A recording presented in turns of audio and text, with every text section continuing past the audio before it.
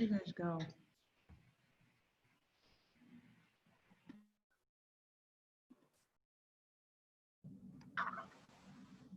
Is everybody back? Yeah. Now I don't know what's happening. I can't see anybody.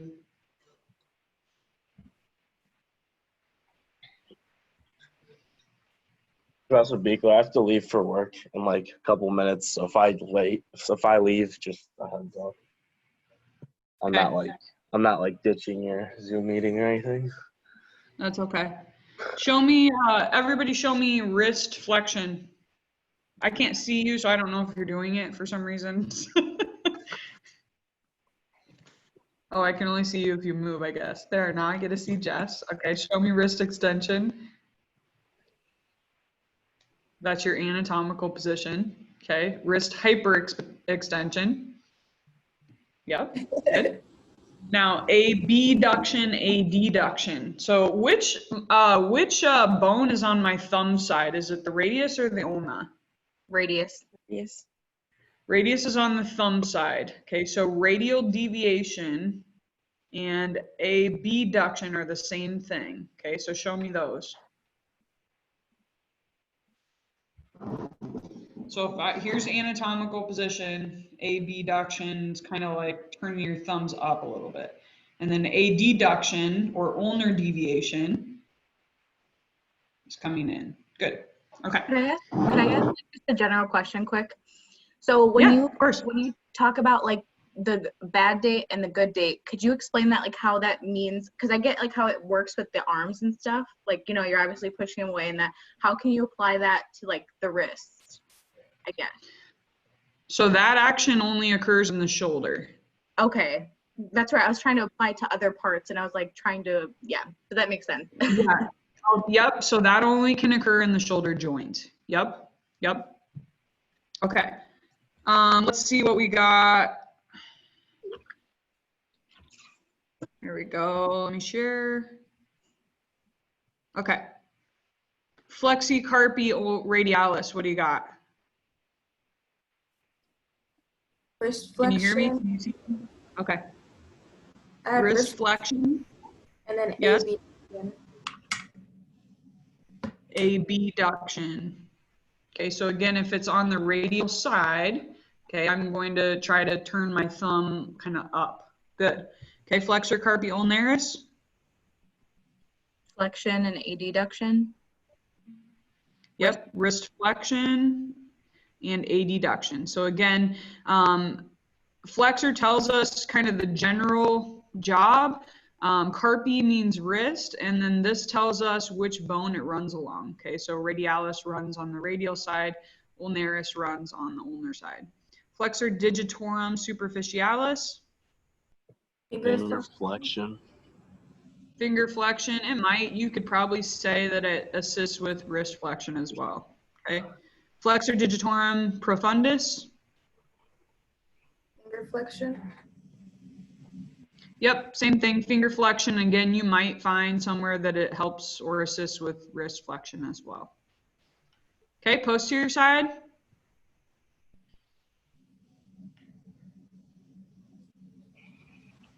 We had wrist extension.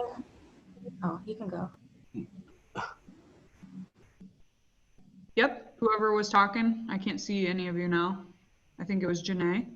Okay, we had wrist extension and wrist abduction. Good. Okay, extensor digitorum. We had finger extension. Yep, finger extension. Good. Extensor carpi ulnaris. We had wrist extension and wrist adduction. Yep, wrist abduction, wrist extension. Very good. Extensor pollicus. Finger extension. Yep, finger extension. Very good. Okay. Okay. So when we think about, you know, upper extremity musculature, again, I just have a couple more concluding remarks. Super important for us for so many reasons. Sports activities, obviously, for a lot of sports, you know, using your upper extremity is certainly important, but also activities of daily living. You know, being able to reach things off a top shelf, being able to carry a baby, you know, all of those things are important parts of, you know, everyday life for people. Simple exercises may be used to teach individuals how to group muscles together to produce appropriate and synchronous joint movements. So again, when we think about development of upper extremities, again, remember when you were a kid and you like go to the playground and you like do the monkey bars and you like climb up stuff and stuff like that, and like that was fun, right? And so now, like as adults, that shit's hard. Like if you don't stay on it, if you don't regularly stress your upper extremities, it becomes the weakest portion of our bodies, right? Just this weekend, I took my son to the park because the parks are now opened, and there's like this little rock climbing wall at the park that we go to, and he just like freaking flies up the little thing. You know, he's like 3 and he just is freaking like climbing and hanging on stuff and everything else. So we have it as kids, but again, a lot of us don't stay on top of that, and so, you know, muscular strength and endurance goes away to whatever, you know, the lowest level that you need to maintain, essentially. So a couple things that I want to talk about, and again, later this week, I think it's on Friday, we'll talk about how we might apply this to the lower extremity, but I want to talk about open chain versus closed chain kinetics.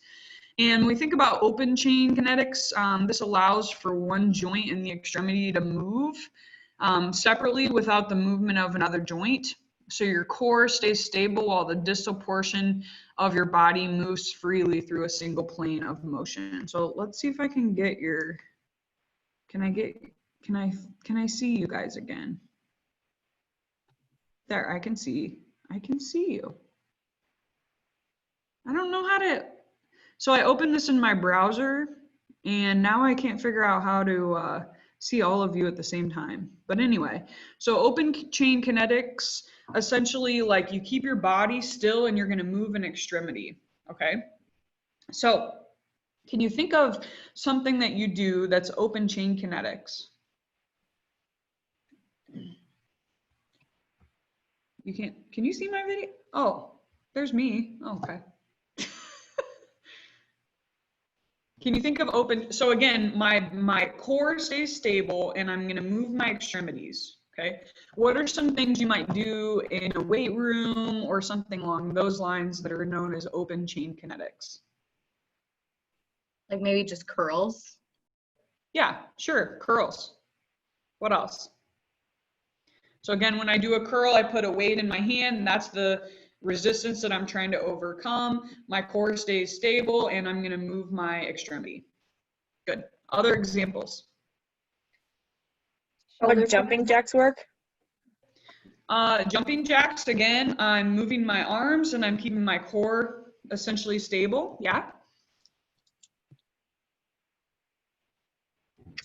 Would shoulder press work? Shoulder press, okay.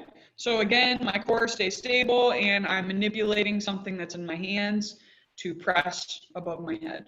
Good. Anything else you can think of? For upper extremity, it's like, I mean, really anything where you put like a weight in your hand, you know, so bicep curl, lateral raises, you know, chest press machine, something like that, shoulder press. So any of those exercises are going to be open chain. Okay.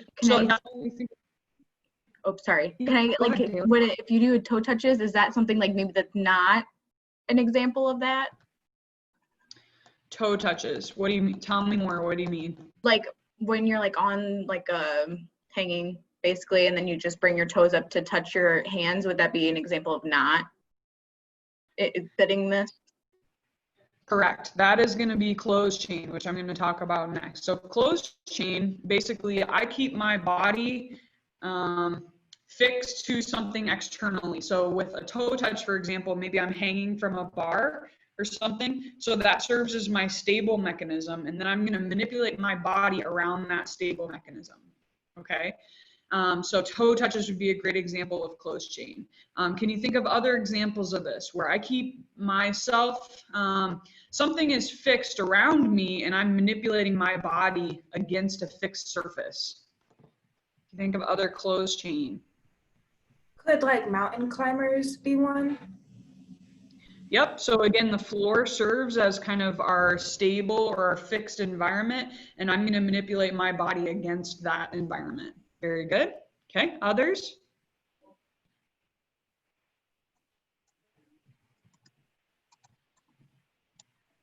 You think of some upper body specific things? Pull-ups. Yep, so with a pull-up, again, my hands are fixed onto a bar of some sort, and I'm manipulating my body around that bar, okay? So that bar stays as my stable surface, and then I'm manipulating myself around that surface. One other kind of like staple upper extremity movement. Think of one more.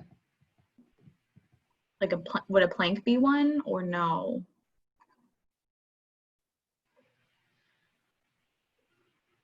Yeah, plank is tricky because there's not really a movement. But if I were to put it in a classification, I would say it's closed because again, I'm trying to maintain my body against this stable surface. I was thinking push-up. So again, the floor serves as kind of your stable surface and I'm going to manipulate my body against that surface. Okay. Good. All right. Let me go back and share my screen. And again, we'll talk about how those apply to lower extremity here next. I think it's on Friday. Okay. So I do want to, so again, we talked about closed chain. Again, now I want to think about what are the advantages or benefits of doing open chain exercises versus closed chain exercises.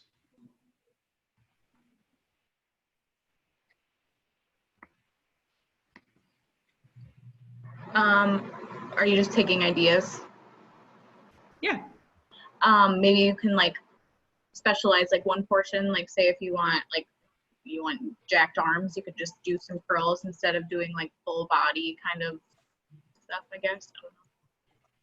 Sure. So doing open chain allows us to focus specifically on one muscle group or something along those lines. Good. Okay. Other advantages, disadvantages of using one versus the other.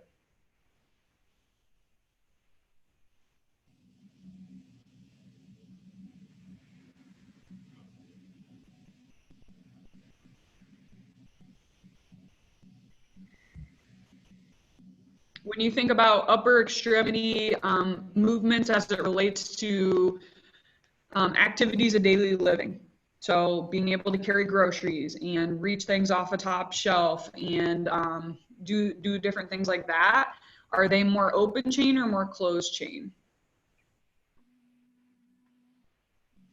Yeah, they're going to be more open chain. Okay, so doing open chain exercises for upper extremities a lot of times is more functional when we think about, activities of daily living. Okay. Again, think about, now let's look at this as it applies to like sports, for example. Throwing a ball, is that open chain or closed chain?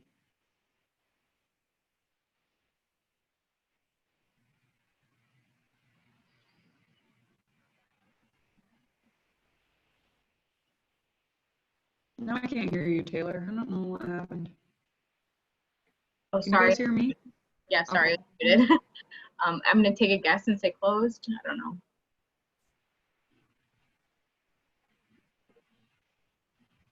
Anybody else? Any thoughts? I would say open, just because like your last example of like your everyday kind of things. I don't know. Yeah, so when I think about manipulating a ball, okay, again, I keep my core tight in order to throw that ball appropriately, okay? So again, that's going to be an open chain exercise as well.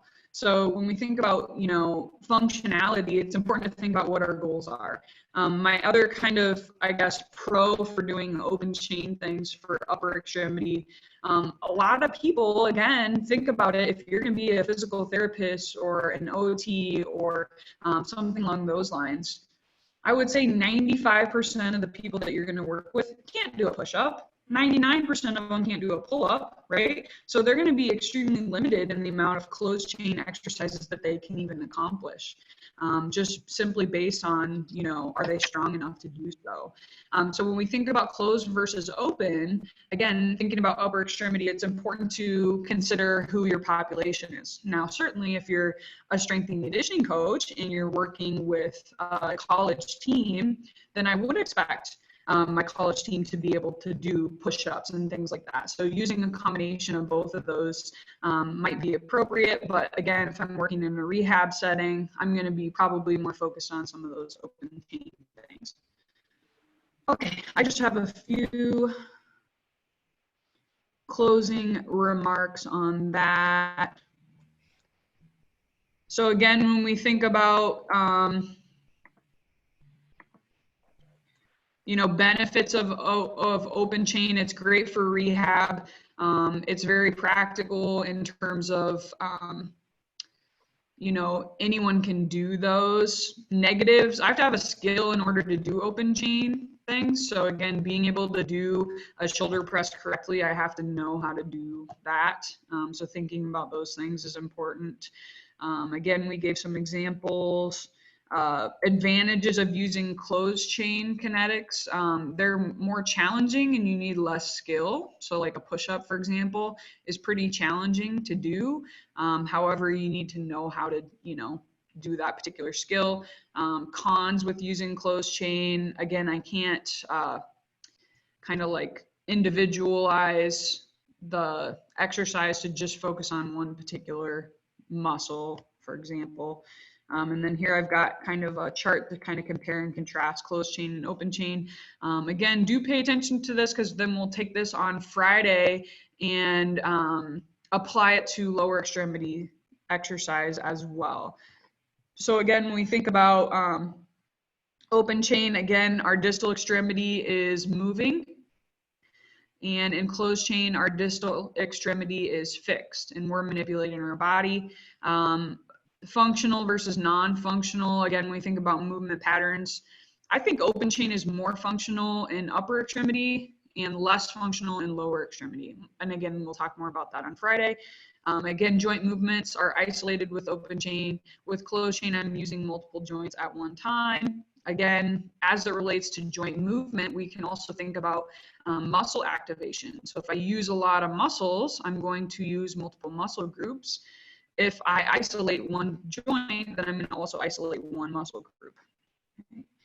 And then joint stability, again, probably one major con with using open chain is I have decreased stability. So again, if I'm manipulating, you know, my extremity from a distal standpoint, I'm putting myself at a greater risk for injury than if I use my body as kind of that fixed point, or if I use something else as a fixed point and manipulate my body. So injury risk is higher with open chain versus closed chain. Okay. Questions? Any questions? Any other questions from the peeps out there? All right. I think that's all I have for you today. Again, I'll post Jolene, whose presentation? Jelani. Yep, I'll post her presentation on the wrist and hand, and that should be helpful for you as you work on your lab, which will be due tomorrow. Again, study for your lab practical, do that in the morning, and then get that lab handed in by 11:30 would be a good thing to do. All right. Let me know if you have any questions. Otherwise, I hope you guys have a great day, and I will plan to see you on Wednesday.